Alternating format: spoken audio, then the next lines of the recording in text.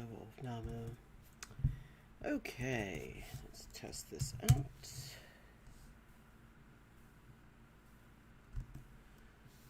All right.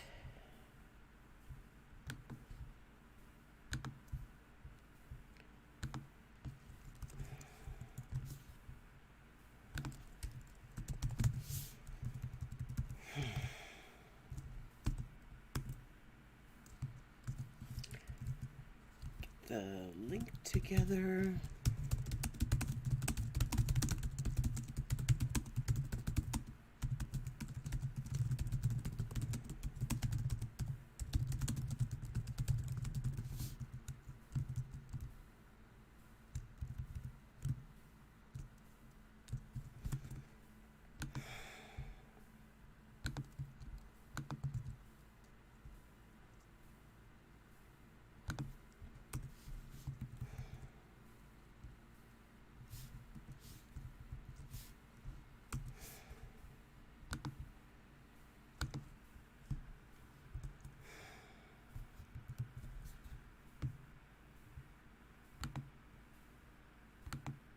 힘을 당혈성 관소리로 검열을 시작하겠습니다.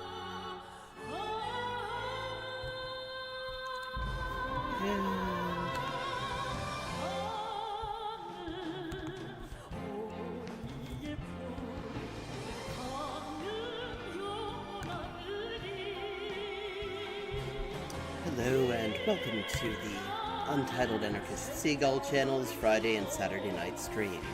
Obviously, this is only the Friday half of it. The Saturday half you're going to have to wait for until tomorrow night. Same time. And right now I'm just getting that link shared. And after that, we'll probably play a little bit of chess.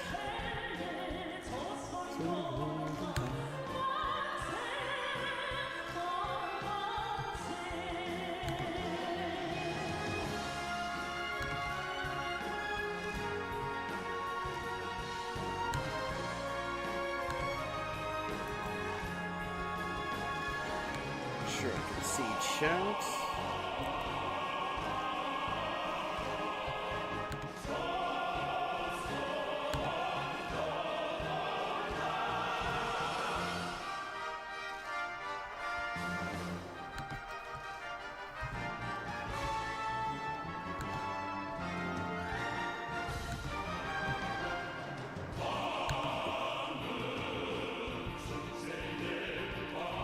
Okay.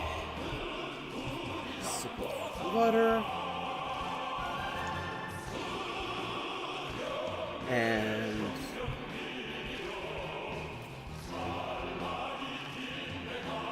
I started out with a wee bit of rapid.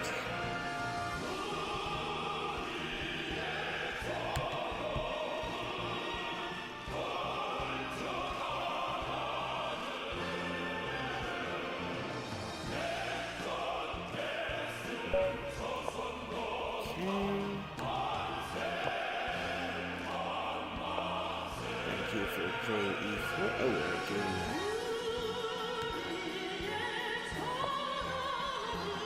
doing D4 straight away, are we?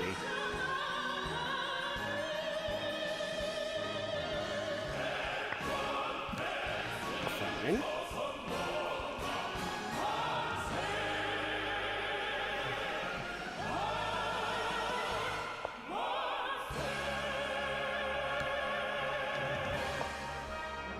Pick up that pawn.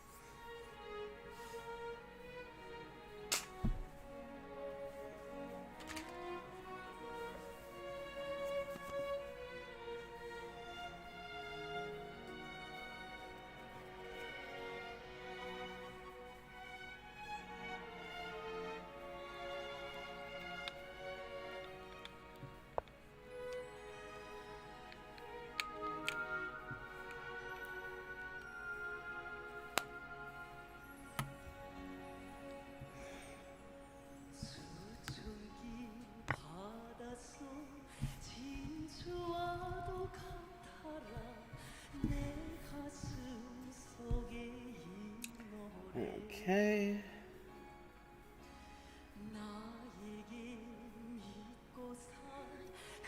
Right now, that bishop is hanging.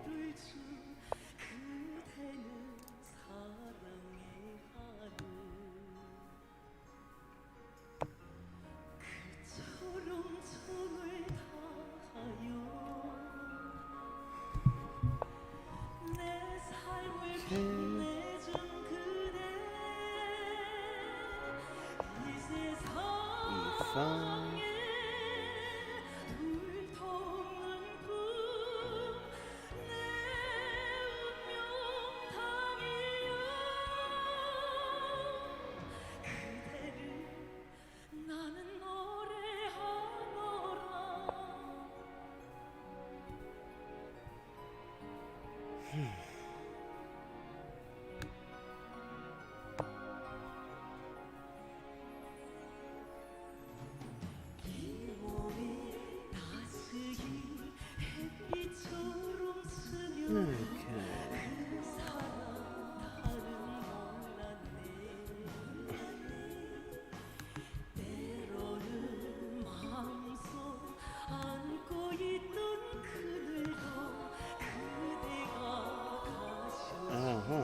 Okay.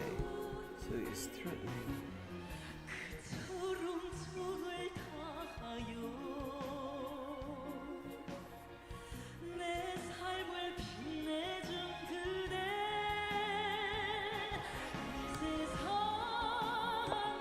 Now he isn't. Now I can just take on d3. I mean, not d3, d6. Used to playing this the other way around with white.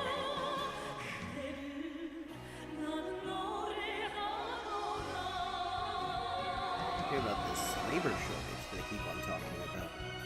That's really fascinating to me because, I mean, the employers have spent the past year screaming every time that there was any talk of taking any kind of measures to protect public health from this pandemic, which is why basically there haven't been any.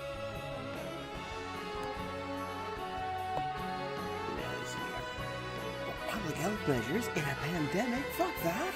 Fuck that! Fuck those plebs! Let them die! And a few months later, well, we seem to be having a bit of a labor shortage. Well, I mean, you know, I wonder if maybe if you'd not kicked up so much shit about the idea of not preventing people dying, maybe they wouldn't have as much of a labor shortage, you know. Of course, part of it is simply the fact that people are less keen than they previously have been on working for nothing.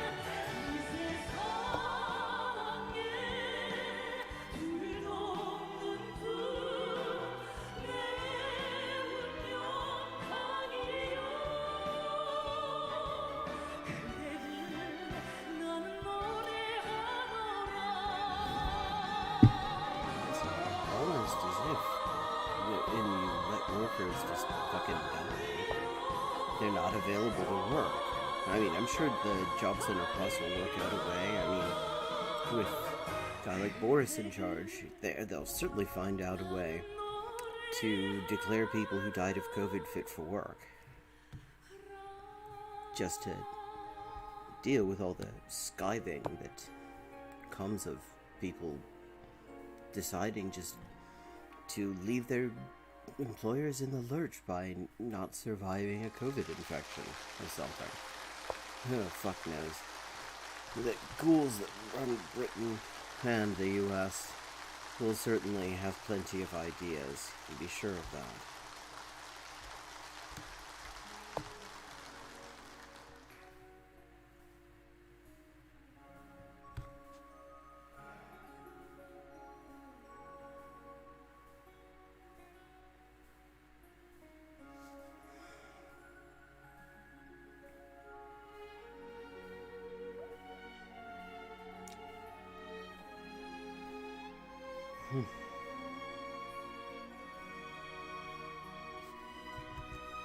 Let's just check OBS. Hello, second camera. Last time I went the whole time, I mean, I use this stream when there's just nobody around to just record content in case something good comes up. And I forgot to record the fucking thing. And then, last time I forgot to plug in my second mic for my second camera that I use for when I'm cutting it together as video content.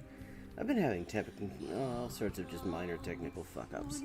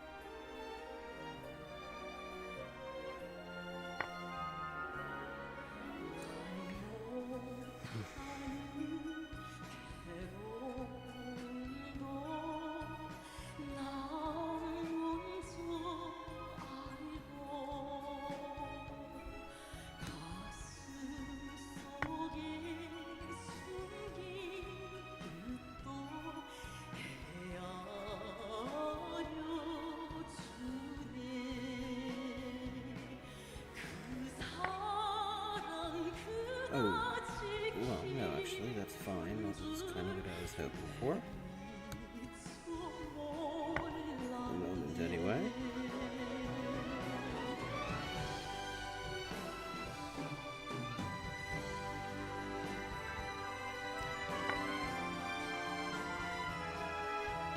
That wasn't. Bugger.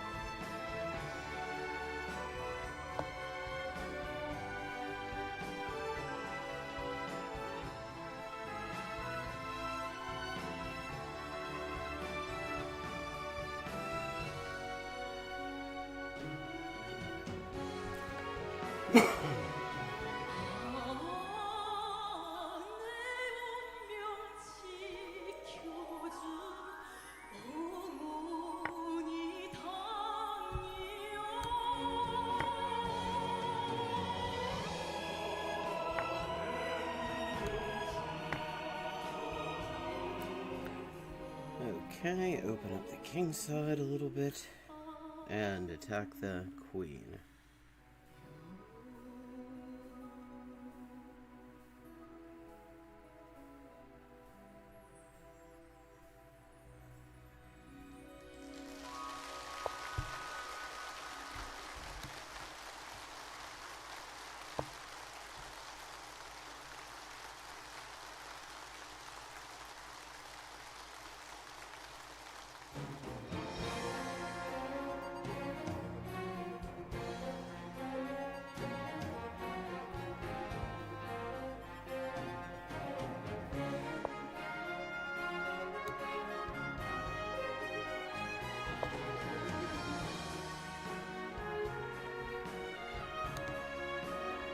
Hello.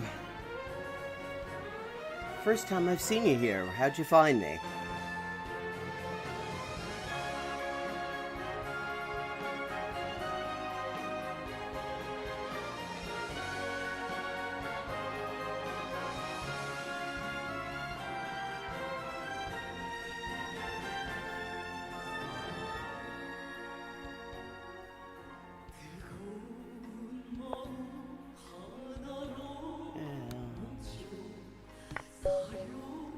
Checkmate.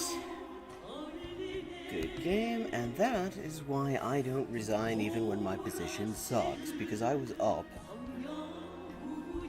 I was down 12 pieces of material, including blundering my queen, and I just won.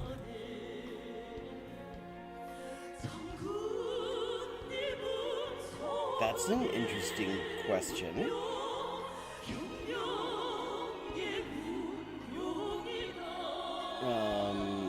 Is this an issue that arises practically in your life, or? Nobody's ever asked me this, and people have asked me some pretty random shit.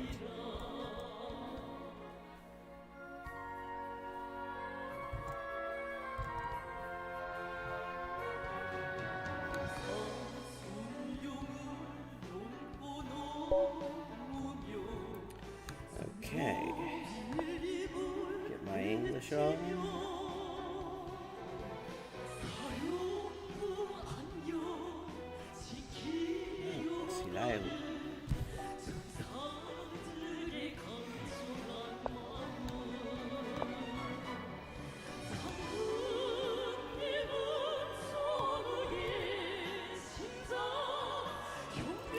How are we defining simp exactly? That's a question that I've never been entirely certain that I understand the term correctly. Okay, this is a weird ass opening. What is this? Is this theory? Ooh, no, this is giving me a free rook. Thank you.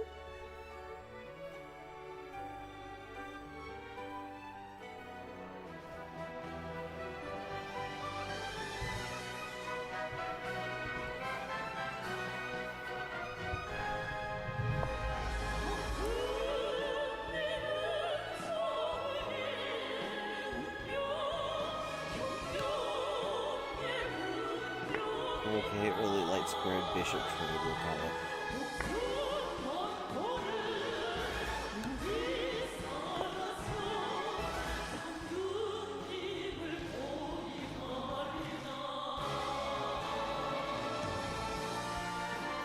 Hello, Erica. Good to see you here. You just missed me blundering like half of my pieces and then going on to win by mate.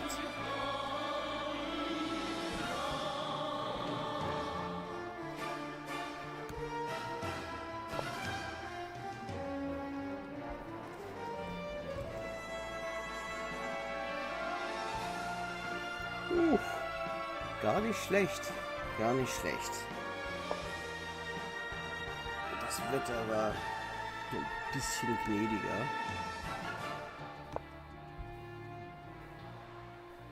So bedrückend heiß wie in den letzten Tagen war es heute nicht.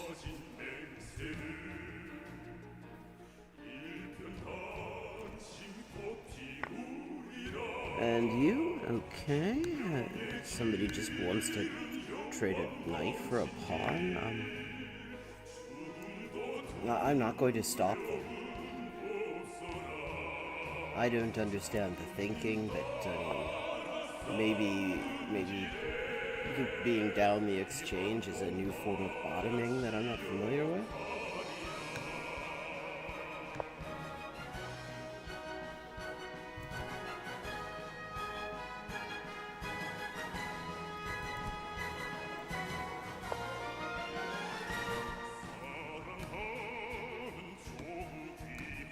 Okay, let's get castled.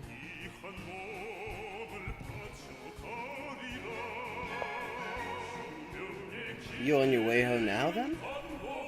Bist du jetzt gerade auf dem Nachhauseweg, oder?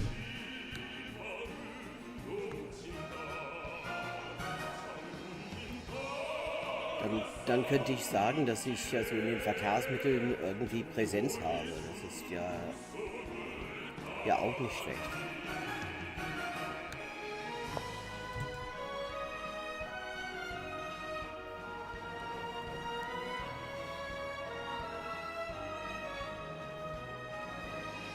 How many speeds did it have?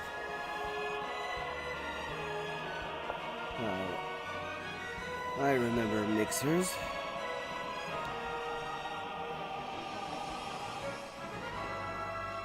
I haven't actually done shit in ages.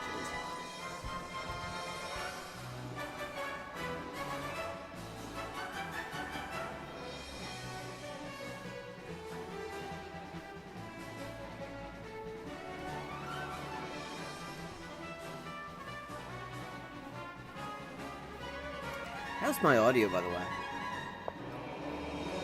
I always like to check.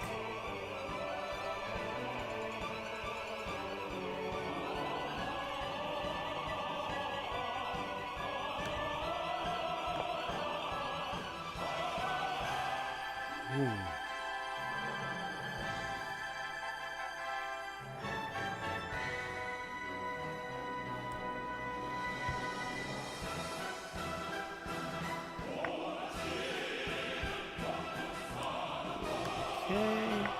Now I've got a nice advanced pawn on d5, which is not a bad place for it.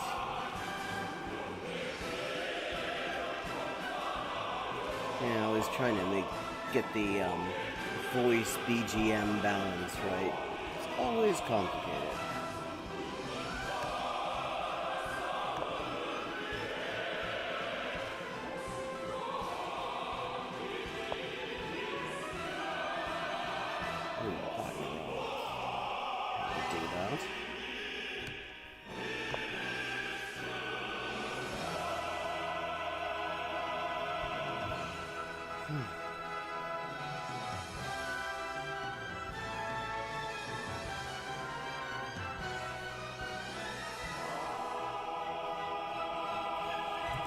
Trade Dark Square Bishops or not?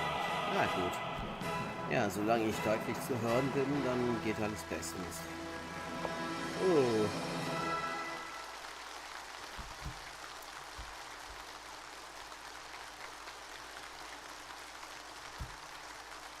Did my opponent not realize that an exchange of light squared bishops is set up? Yeah, fuck it, I'll take. Then I can stick my queen on the diagonal and annoy the king a little bit.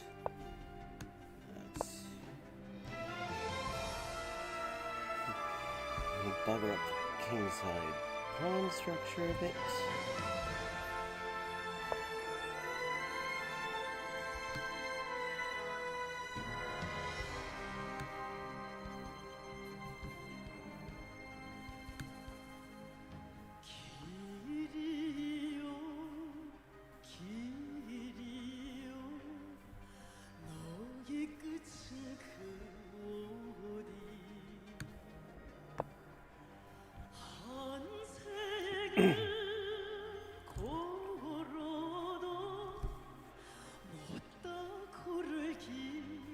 Have you heard about this book that Caleb Maupin's put out, which is basically just like watered, microwaved LaRouche bullshit? According to him, Thought Slime's channel is all scat and self-harm, apparently, which, I mean, maybe he's holding out on us. I didn't remember that content.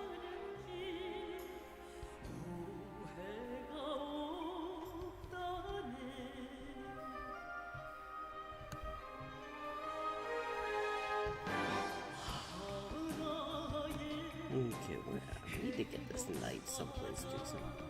Actually, let's stick this rook someplace decent, and then we can deal with the knight.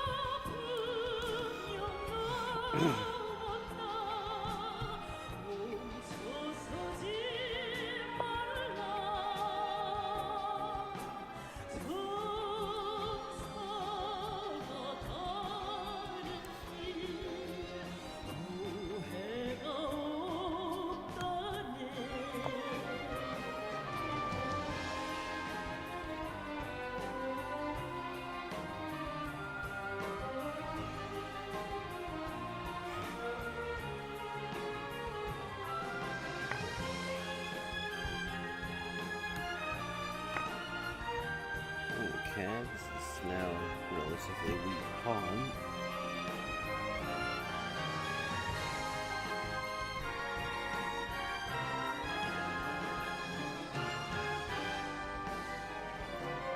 Oh, fucking hell. In Utah, this is from OLAASM's ACAB Daily Digest. A 19-year-old woman was charged on Friday with a hate crime for stomping on pro-police signs and throwing them in the trash in front of a cop who'd just given her friend a speeding ticket. Yeah, fuck off.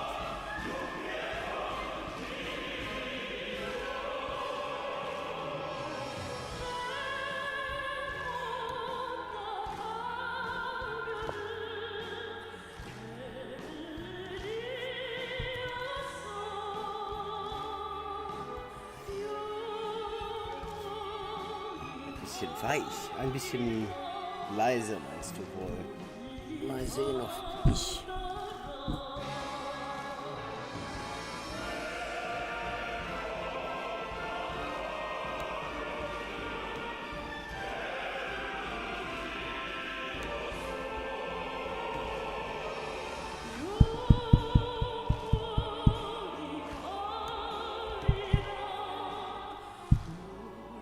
Okay, I wonder if I can increase that in any way. Audio Eingabe. I'm gonna try switching devices here. So I've got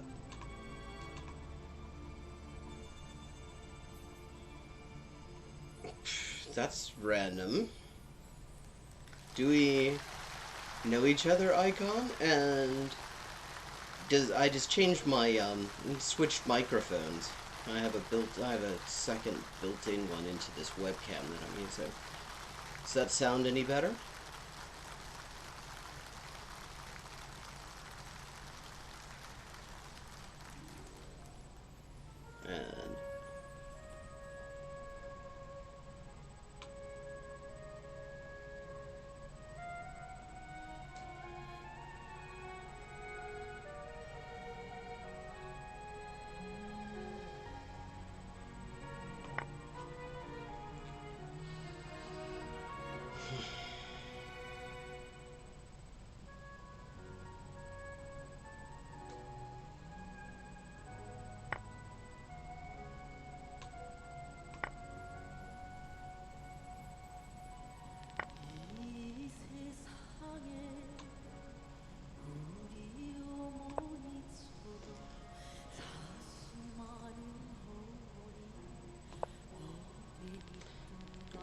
And that might be. But I like to test these things out. Aufnahme.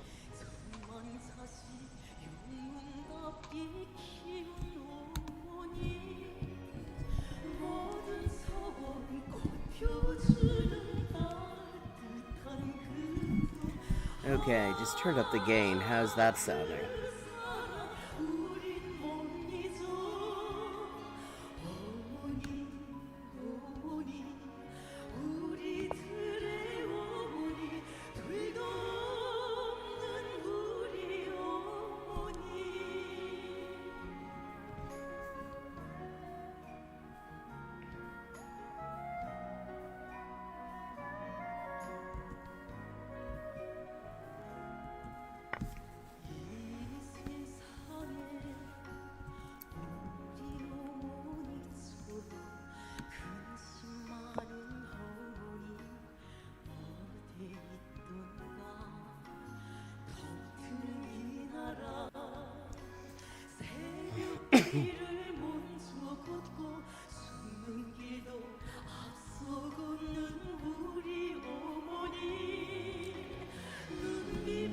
Okay, what was? And does that mean I should turn the gain back down? Am I like blowing out your speakers here?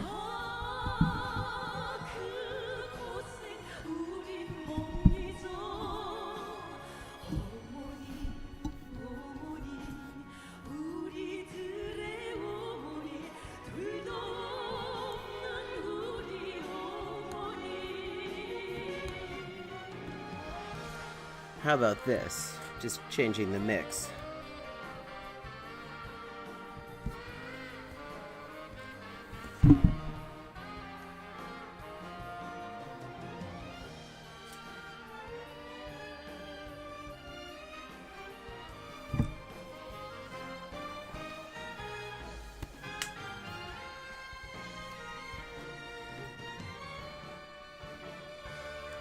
Oh, well, that's good.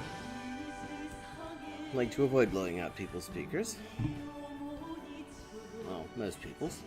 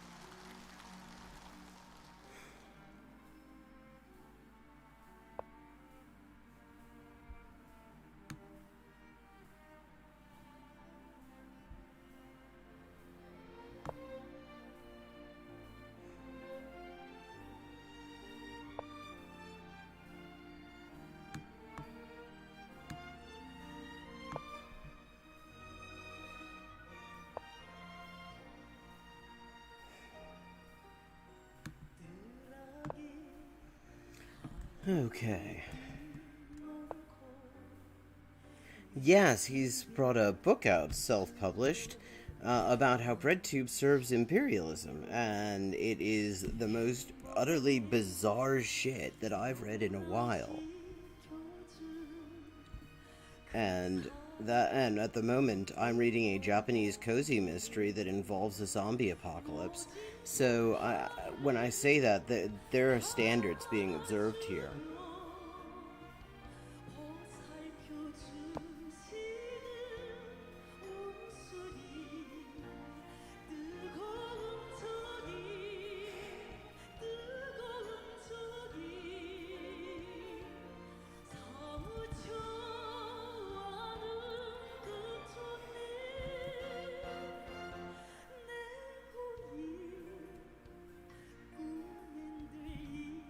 He actually literally equates BreadTube to one of Frank Kitson's counter gangs in the north of Ireland. Which is interesting.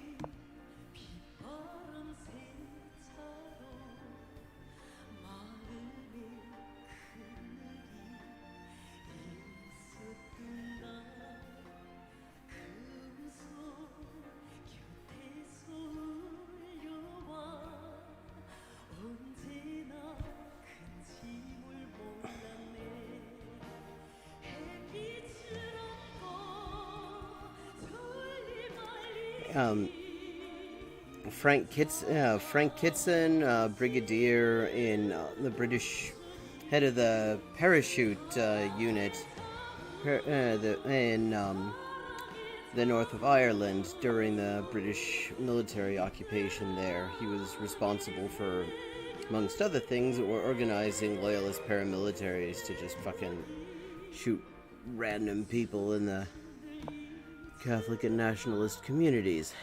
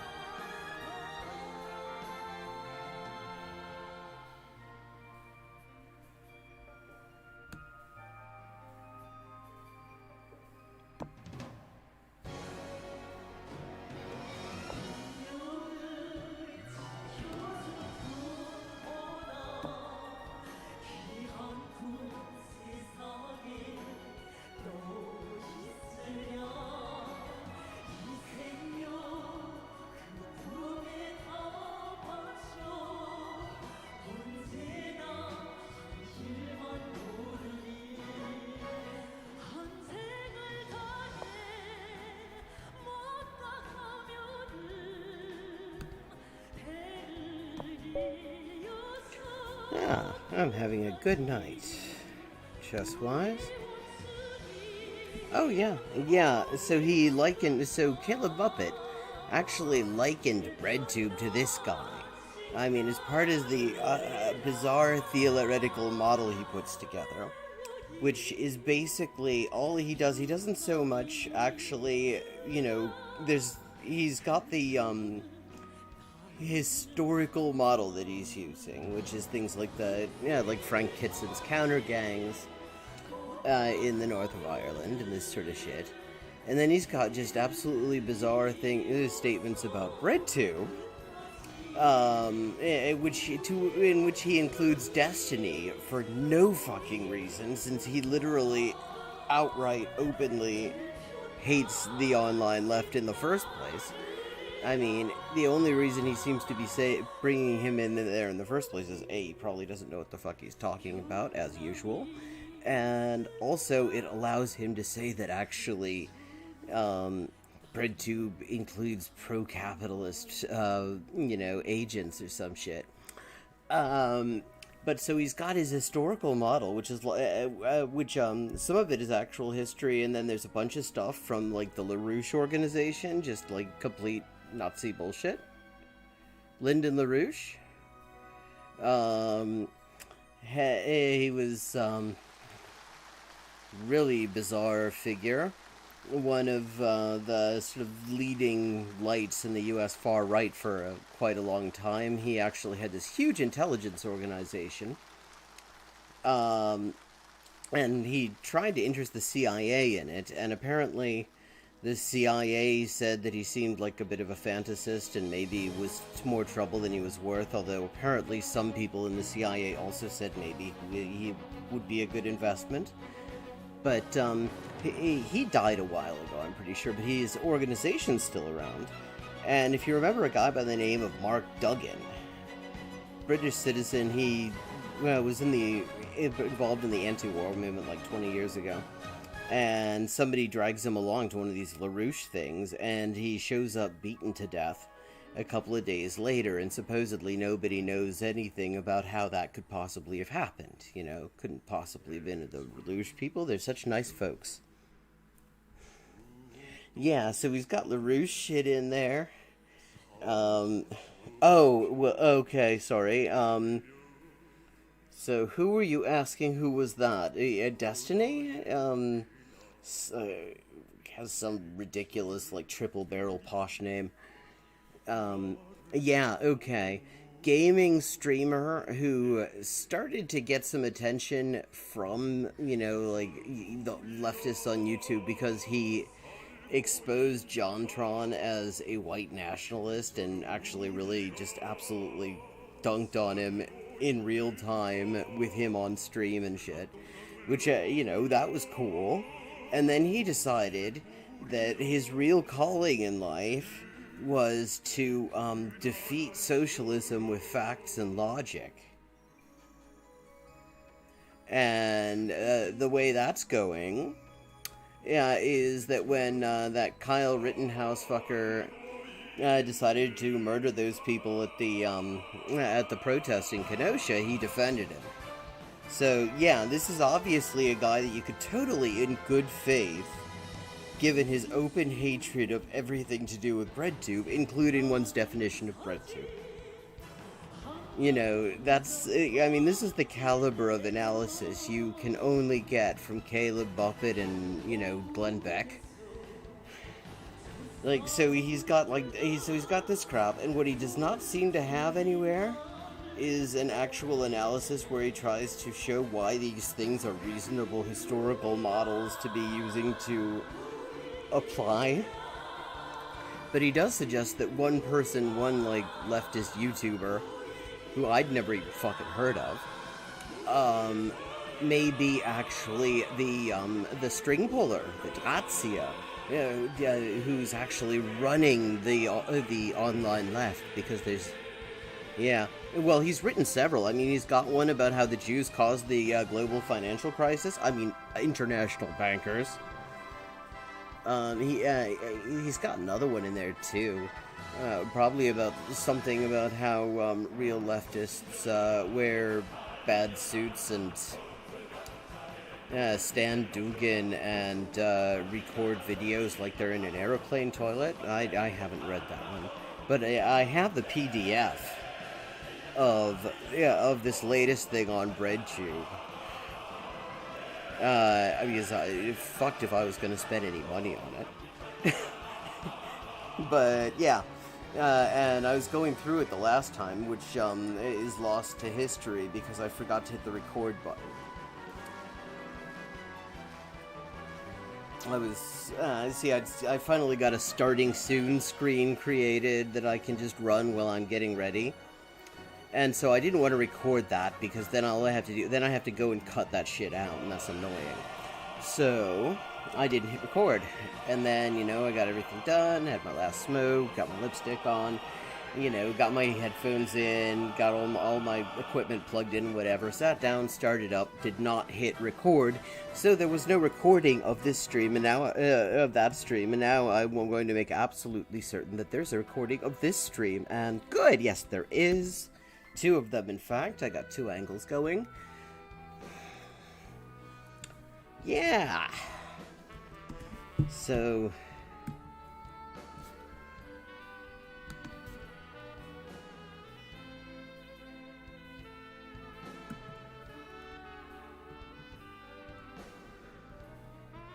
Oh, in Chile, they're having what's called the Festival of Democracy, which is the dictatorship's got this fucking constitutional convention going.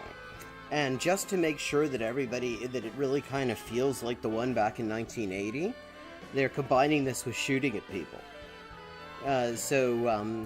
A really widely admired woman by the name of Luisa Toledo, mother of the Vergara Toledo brothers, who were murdered by the military police in 1986 under Pinochet, and who are two of the people commemorated on Day of the Young Combatant on the 29th of March every year.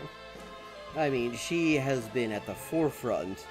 I mean, and if you stick a microphone in front of her, some dickhead in the press decided to stick a microphone in front of her on Day of the Young Combatant, saying, well, do you condemn all this violence that's going on in your son's names? And she says, fuck no, I'm all for it. Why the fuck should we be the only ones to be peaceful?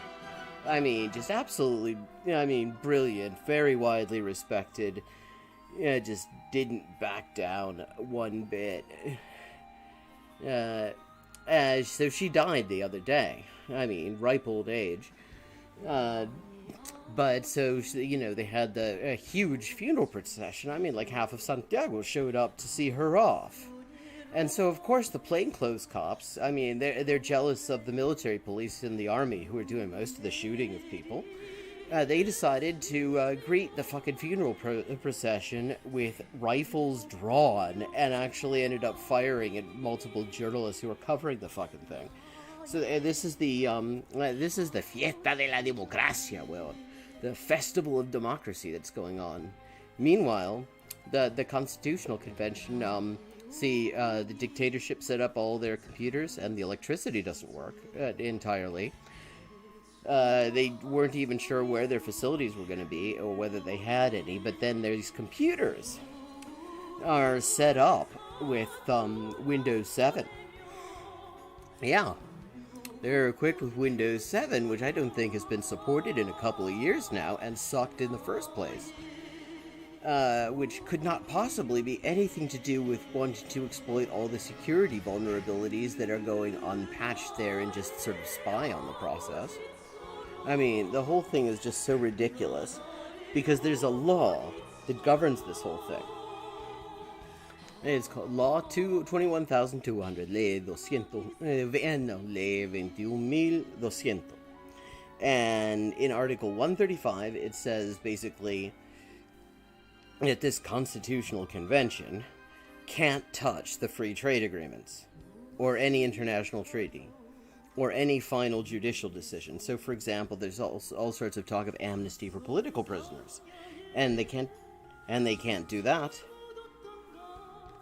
And, of course, what people are really wanting is to nationalize the pensions, nationalize the education, so basically revoke all those privatizations that have been going on. And, get their public services and their highways and infrastructure back so it isn't owned by some assholes in Dubai or Chicago or something. And that's not an option.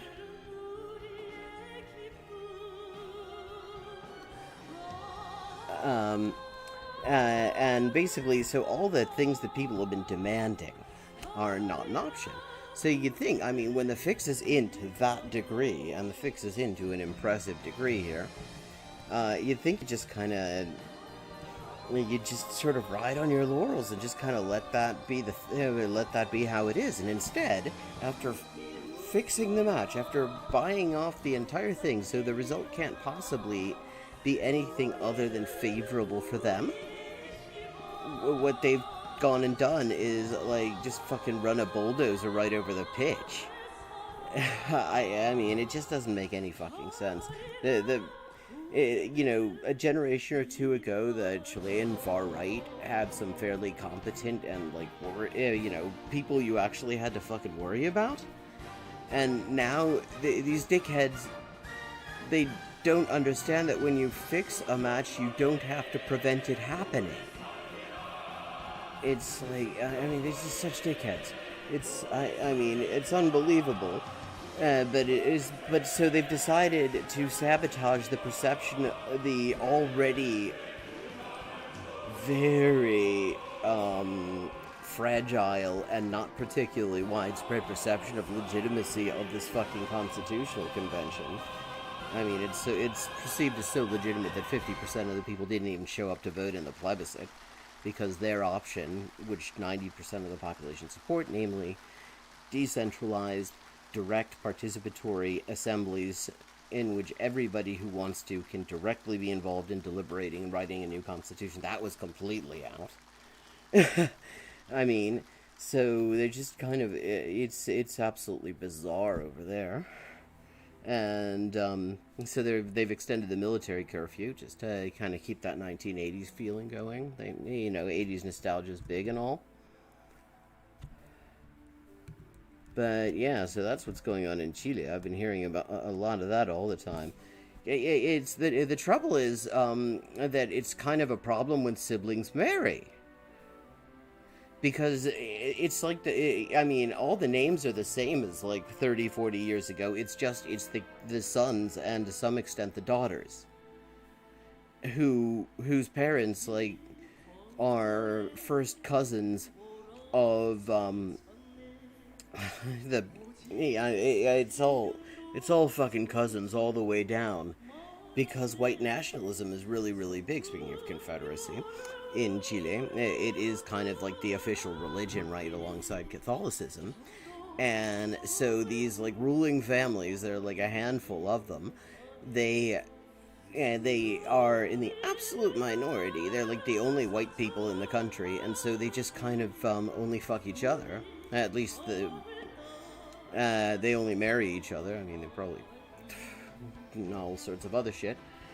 But yeah, so you get this wonderful sort of incestuous disaster, and it's all concentrated in 3 administrative districts in Santiago, basically, in Las Condes, Vitacura, and Lo Barnechea.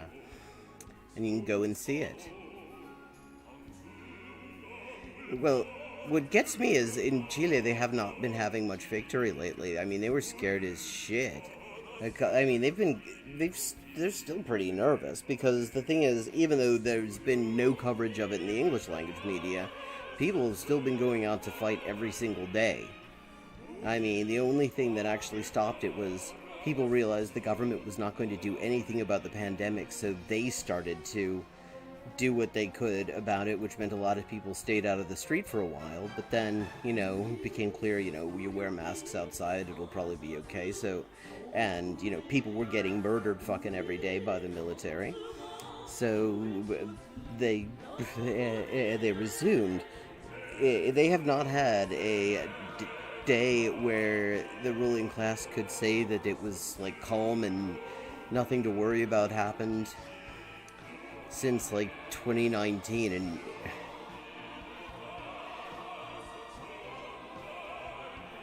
yes, they've got lots of plumeros.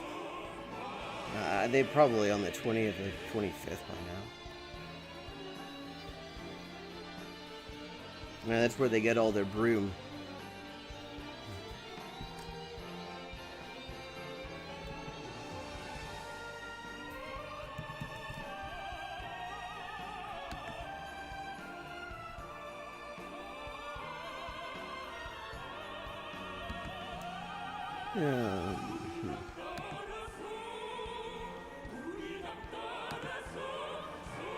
Let me see, what have I got in reaction fodder? I have a little bit of...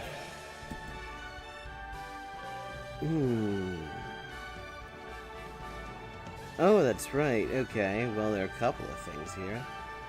We've got real revolutionaries wear suits by a certain character that Jim Henson would probably like to disavow. Venezuelan migrant has a message for socialists in America from PragerU. North Korea's answer to the Eurovision. And what I thought was quite interesting is a couple of the latest music videos. Yeah. Well, these people, like, they can sort of make things function, but they clearly, it's like, these are not people who have 20 moves of theory. These are people who need a deep think after 2 G2.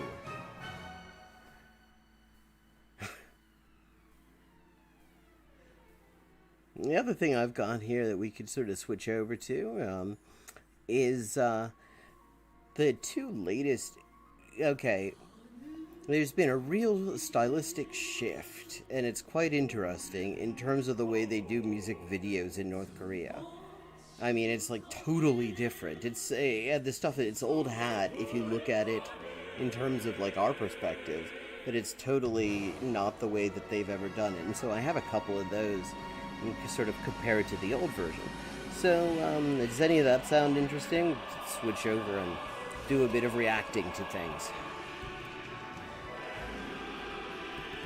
Or I could see if I continue my 2-game winning streak.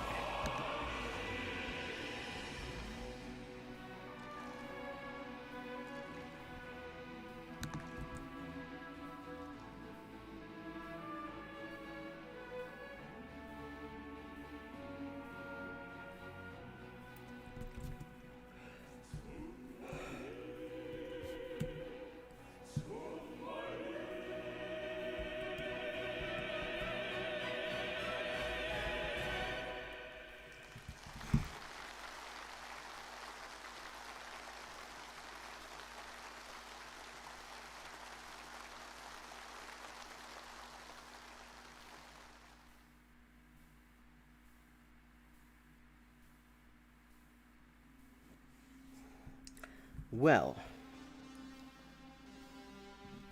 I think we're gonna go for real revolutionaries wear suits. Let's turn off my BGM here, and let me know if the audio balances okay when I put this on. Want to make sure we can hear this dickhead. I want to start out by telling a story. Oh, this is gonna. I remember when getting I was into the lore already. selling newspapers as a communist activist in Cleveland. The clothes that I wore were not something I really thought about that much. I grew up. Yeah, this is before, see, and being from Cleveland, he decided that the look he wanted to go for was a bit player on Jim Carrey. I mean, Drew Carey, not Jim Carrey. Fucking hell. It's been so long since I saw that fucking show, and I do not miss it. But he would Small town he in would fit in. Ohio. And there was kind of an attitude that men, in particular, should not be concerned about how they dressed, right? That was more of a woman, feminine kind of thing. Guys shouldn't be doing their hair in the mirror. Guys shouldn't be trying on different outfits. That was... And it really stuck with him, you can tell. Look at him. That it was not manly, right? That men should not be deeply concerned about clothing. That was kind of the attitude that I grew up with in my small town and my family and such. So I didn't really think that much about how I dressed. I mean, I had certain clothes I would wear. I wore a nice suit and tie when you went to church on Sunday morning. If you went to a wedding or a funeral, you might dress nice. On other occasions, you'd wear jeans and a t-shirt. You just didn't pay that much attention to how you dressed, right? You didn't want to dress too sloppy, but you didn't want to dress too fancy either. You just wanted to just have a kind of a normal jeans and a t-shirt, sneakers. See, I've seen pictures of him from the period he's talking about, and the clothes don't stand out. It's the shitty haircut that he had that actually is memorable from this period in the Caleb Muppet experience. Yeah, fucking overgrown mullet. They didn't call him that. Tennis shoes. That was the normal way you dressed, and you didn't think too much about it. That was just how people dressed, and that was how I dressed, and that was that. I remember one group that I was around when we used to sell communist newspapers on the street. We had political t-shirts we would wear. T-shirts that were like symbol, we had one that said like Bush wanted for mass murder or something like that. We would wear that. I never really thought too much about it until there was a friend of mine who was in this political group I was in. And he got a job with the SEIU, the Service... Okay, so he got a job in the,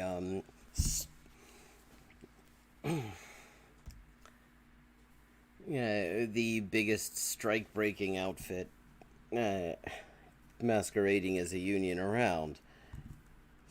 Employees International Union, SEIU. And I remember he was complaining about his new job with this labor union. And he said, they make me wear a suit all the time. They make me wear a suit all the time. And Well, yes, of course, because otherwise you might start to identify with the workers when you're supposed to be preventing them from actually doing anything that might better their situation, like going on strike. this is not How are you gonna How are you gonna play golf with the boss in jeans and t-shirts? good. This is not working class. That is not the Because Andy Stern when thought. when I go to talk to my union members that I work with, I'm wearing a suit. I look more like a boss. I don't Well, yes, yes, exactly, and of course the SAIU. look like an average person when I put on a suit and I go to try to talk to people in a factory. And he just didn't like it. He didn't like the idea of wearing a suit to do his job as a professional union organizer working for the SEIU. I remember thinking about that. Okay. And I met another old This is gonna be good because is this clown about to tell us that his fucking role model is the older SEIU? guy, an older socialist. And he told me an interesting anecdote. He told me about how he recalled at one point when he was selling new socialist newspapers, they would go to downtown Cleveland. And See, he's pausing here because he wants us to imagine downtown Cleveland. This is a concept we have to wrap our heads around. they would go to the area where some of the nicer bars and restaurants were, and that people from working class neighborhoods in downtown Cleveland would go and celebrate on a Friday night. They'd go to a fancy restaurant, they'd go dance at a club, they would go to, nicer places. And folks who worked in factories, Cleveland used to have vast industry in the 1970s and 80s, garment factories, stamping, they had a metal stamping facility. There's the steel mills. You look down by the river, the big steel mills, and that a lot of working class people who worked in industry would go and party Friday night, bars, restaurants, and whatnot. And this socialist group used to sell their newspaper there. And there were two different socialist groups that used to sell their newspaper on this corner in Cleveland.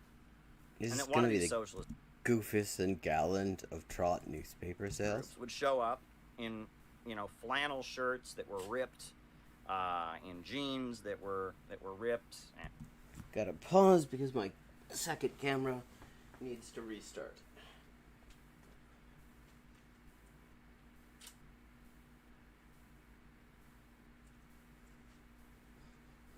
Actually, it's just running out of battery. Oh well. And they thought that by looking as ripped up and unkempt and not well groomed as they possibly could, that this was more working class. Okay, interesting.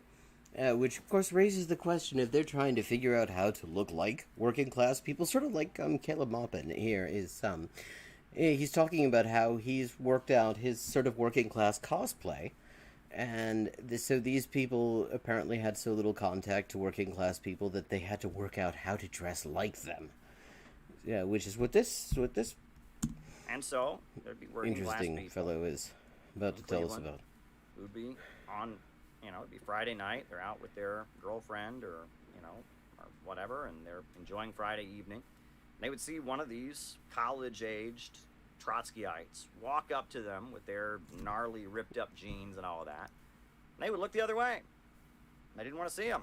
Well, of course, nobody wants to see. Here's the thing: it wouldn't matter what the fuck they were wearing.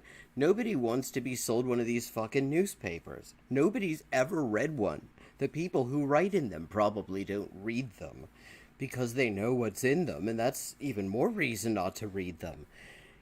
You're going out for a night out. The last thing you fucking want is some random dickhead from the uni coming down to sell you a newspaper both of you know you're never going to read. This was Friday night. This was their night to spend their paycheck. This was their night to celebrate. Well, I'm guessing Oop was also one of them. They took pride in looking nice on Friday night when they went out to work, and they didn't particularly have any desire to engage with some college kid in gnarly ripped up clothes. But Oh, well, see, it's not the clothes, though. I mean, you could be selling pretty much any, short of selling a guaranteed winning lottery ticket. Nobody fucking wants to be accosted on the street randomly. Especially not if it's Friday night and they're going for a drink and hoping to maybe get their ends away. They're not looking for distractions, and they don't want to have a piece of fucking newspaper that they have nothing to carry it in. I mean, yeah, it wasn't the clothes, this other Caleb. socialist group, they put on a nice jacket. They didn't have a tie, but they, had a nice jacket, and people took them more seriously. Yeah, probably didn't read those newspapers either. This was told to me, was that among people of color, there's a joke about white people. That they joke that, how do you tell how rich a white person is the joke. And I like how he only knows what kind of jokes people of color tell from, like, third-degree hearsay the answer here. is by how badly they are dressed. And there's a lot of truth. Oh, okay, that's actually, that's valid. Yeah, because if you've got money, you don't need to look like you have money. You wear whatever the fuck you want. That's kind of the point of having the thing that capitalism is built around. Truth in that, right? That wealthier. In fact, at that point, it becomes a matter of showing just how thoroughly you don't give a fuck what people think. I mean, this is like the entire CV of Elon Musk, and his entire Twitter feed is proof of this. Middle-class people tend to not pay attention to their physical appearance, especially younger college students, whatnot. But working-class people that are looking for a job, that are struggling, they pay a lot of attention to how well they dress. I thought that was an interesting observation. And then I'll never forget the day that I was in Lordstown, which is a small town. Where the fuck is Lordstown? We're gonna look this up. Yeah, nobody wants to see these dickheads with their fucking newspapers. I mean, I bought two of them in my life. I bought one in Santiago a few years ago I'd never heard of the group, and I was just kind of curious about them, called the Partido Comunista Acción Proletaria. Lordstown, Ohio. Where the hell is this? I always like to know my Northern Ohio knowledge, because Northern Ohio, as far as somebody from Southern Ohio is concerned, is another fucking country. Oh, it's by Akron. Jesus Christ, it's the Boredom Belt. Oh, fucking hell. God, you couldn't fucking pay me to go there. It's just so fucking dead up that way. But, yeah. And that was interesting, because they had a whole thing on electoralism, which was quite good. And then I turn the page, and it's a full-page congratulatory letter to Kim Jong-un, who'd just become, the new replacement. And I was like, okay, yeah. Well, it was only 500 pesos. And the other time, it was when I was, like, 16, and this group called Linksrock was just handing things out. 17. And I didn't know better, but it was probably a good thing, because it was part of what sort of got me into any kind of, like, communist politics. But I never got involved with them. I was just reading. It was interesting because I knew that stuff existed, and decided to continue looking for more of it. And I was handing out leaflets to auto workers, members of the United Auto Workers Union, about how their auto plant, UAW Chrysler plant, was closing down. I was handing out leaflets, and I was wearing shorts, and I was wearing a t-shirt. Yeah, of course he means black people. Hair, and I had who, in his mind, are exclusively represented by the Nation of Islam. He actually had a thing about this I covered in one of my other videos, where he's talking about, well, there's like the authentic representation of black people, and that's the Nation of Islam. And then there's the CIA's conspiracy, which is Black Lives Matter, which he thinks is an actual hierarchical, top-down fucking organization, like the Workers' World Party. What's Hominy 2019? Is that some sort of a corn festival? Oh, Historical Materialism New York. Who are the Sharts?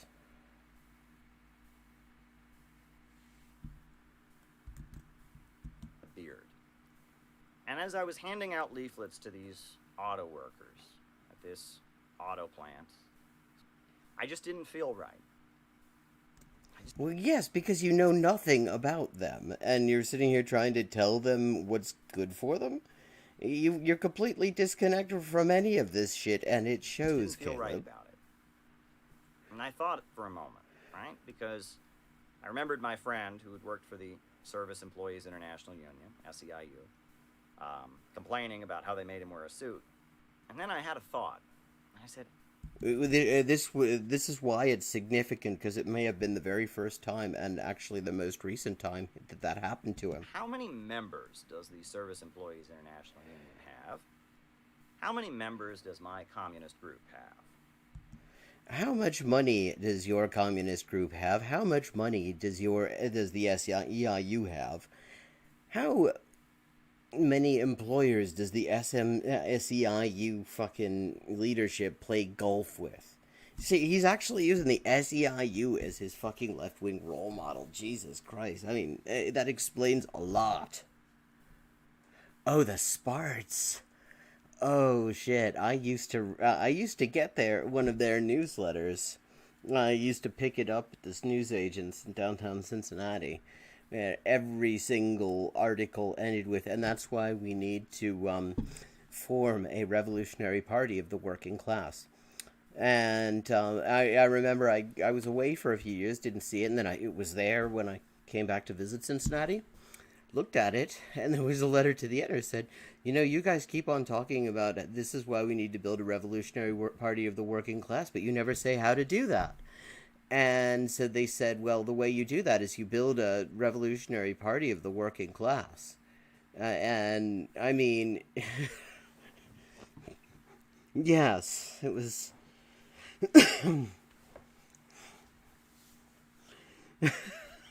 God, what was that called? International something. International Viewpoint or International Socialism or... No, it wasn't International Socialism. So, it was this fucking, like, black and white thing on some sort of fairly rough paper, but not newsprint. It felt like typing paper that they'd stapled by hand, but they stocked the news agents in downtown Cincinnati with it.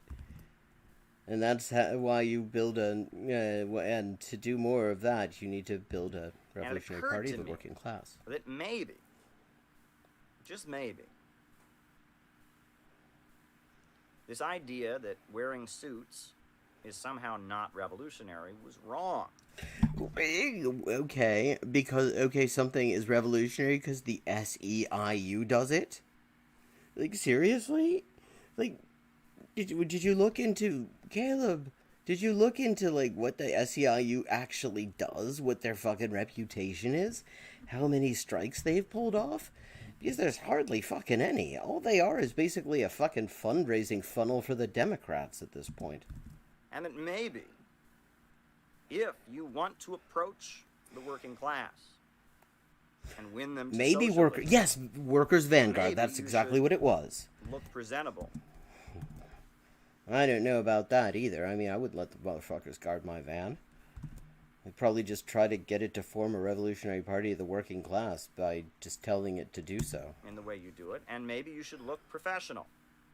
And it's interesting, you think about it. In working class communities, in working class churches, the ministers wear suits. In working class labor unions, the organizers wear suits. Because except that's also not true. He's like using the SEI. It's like the only union he's actually, the AUAW and the SEIU are the only ones he's thought of. Politicians who expect working class people to vote for them wear suits.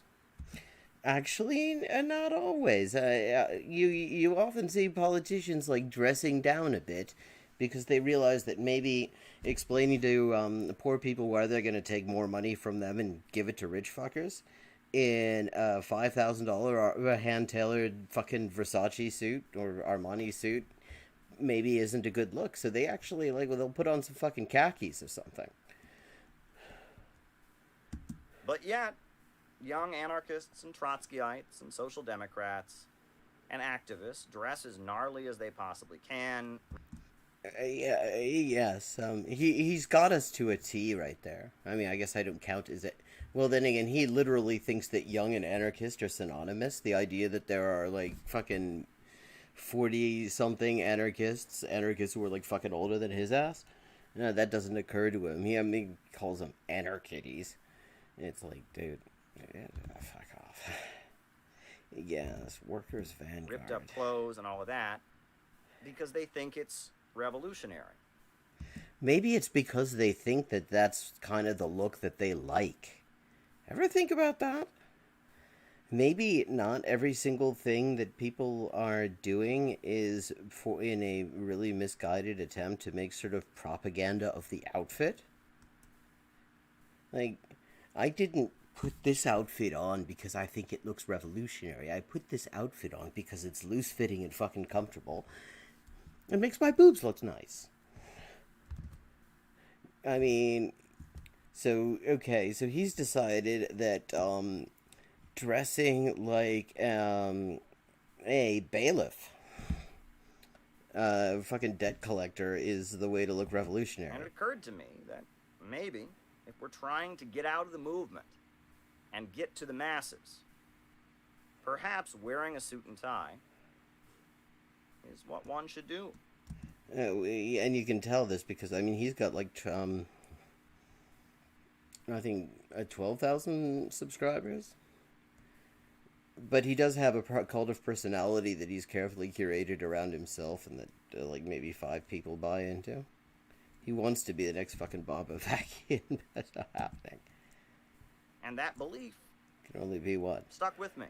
When I went to the World Festival of Youth and Students in Quito, Ecuador, I went again to the one in Sochi, Russia. I saw communists from Africa. I saw communists from Asia. Saw communists from South America, all wearing suits. Some of them would have been. Those would be the ones who were on the make and actually form coalitions with capitalist parties, like the fucking Chilean Communist Party, who are fucking useless. They're more likely to call the cops on striking workers than they are to actually stand with them. Yeah, exactly. In working class labor unions, the organizers wear... Yeah, because the organizers are the fucking workers. Yes, this is... I mean... This stuff isn't hard. But it comes... I mean... Because one thing I can say, because I did the research, I'm not going to, like, dox his dad. I'm still not going to do that because, I mean, he's got no fucking problem with that. But, I can tell you, he does not come from what you would exactly call a proletarian background. It's not the banker thing that a lot of people think. That turned out, that was a joke that a bunch of people, including myself, misunderstood. But the reason that he has to think about how to cosplay working class is because he has very little contact with it. It's like the anecdote about friend of Lenin's told, where the two of them were sort of jaunting down the street after a night out when they were younger, and well, younger than dead. This is like the early 20th century, like before, definitely way pre-1917, and they were talking about, you know, the workers, and apparently either Lenin or his friend said, well, you know, where would we find a worker? I mean, that's Caleb right there.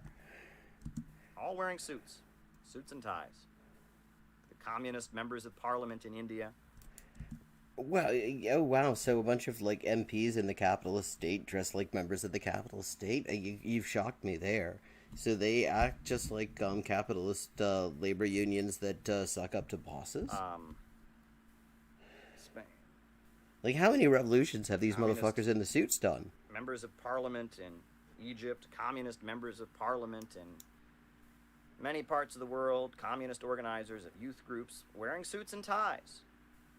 And maybe this way that the left conducts itself in the United States, where we don't wear suits.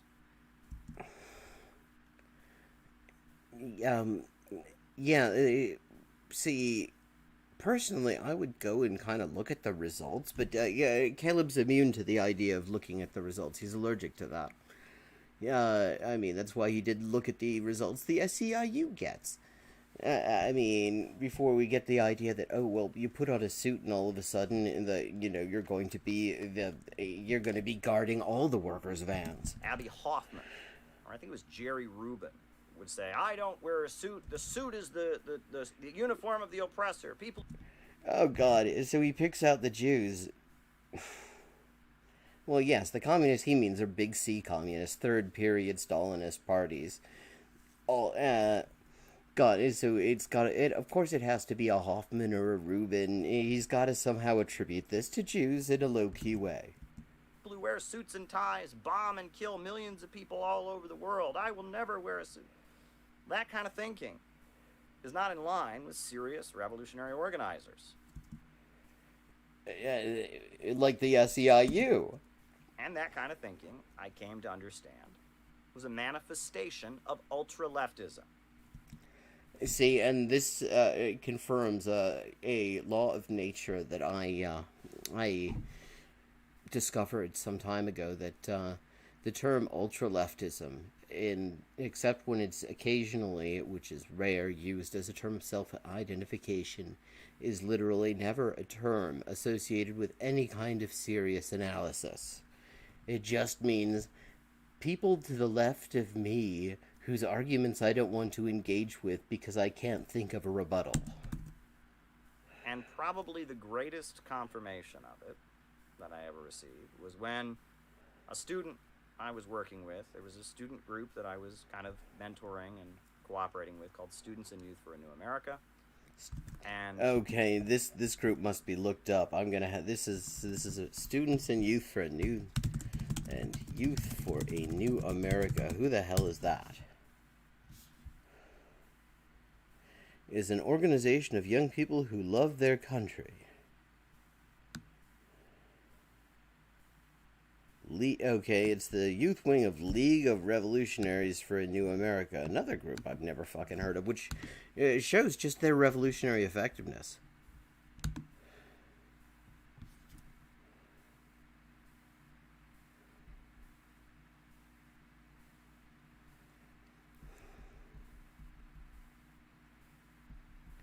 Okay.